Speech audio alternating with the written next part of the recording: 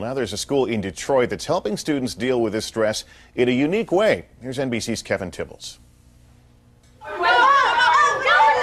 The boisterous kids at Detroit's Nataki Taliba School are really no different than any others, except perhaps for 10 minutes twice a day when all they hear is silence. These students aren't napping, they're meditating. Transcendental meditation was brought to the West 40 years ago by Maharishi Mahesh Yogi and made popular by the Beatles in the late 60s. And today, it's used in this school as a stress buster. It's not a religion, it's not a philosophy, it's not a way of life.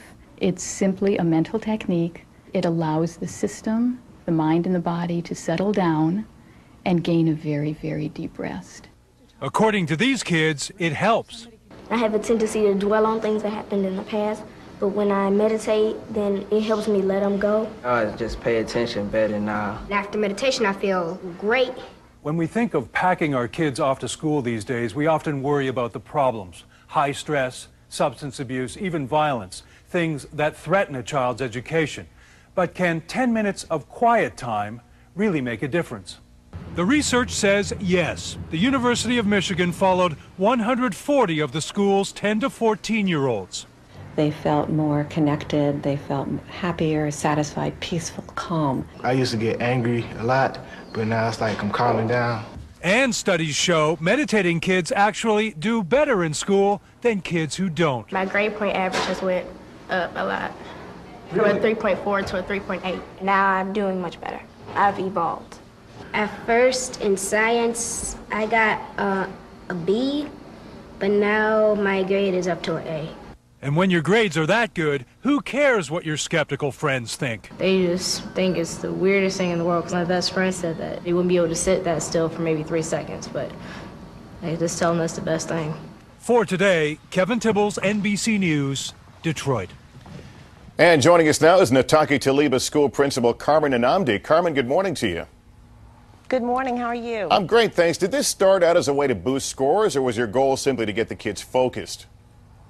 No, I learned to meditate about 30 years ago, and that was really the first time that I ever started thinking about stress and the impact that stress has on our behavior. So I thought, why not introduce this to 10-year-olds? If you notice now as adults, we're all in the bookstores getting the self-help books, and every time you read one, you think, gee, I wish somebody had told me this when I was 10. So really that was my desire, is to really begin to make them aware of stress and how stress impacts on your behavior. Well, they're clearly calm as I look at them behind you there. I'm wondering if this was a tough sell to the parents. Does transcendental meditation have a religious connotation, for example, to some folks?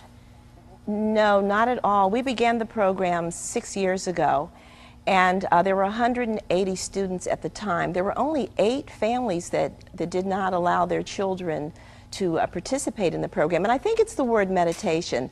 I think that people associate that with religion, but there's absolutely no beliefs. That's why I like the technique. It doesn't impose on any of your beliefs or your lifestyle or anything. It's just a physical technique. And I guess there are misconceptions I had that when I heard I was doing this segment, I went, did the hum.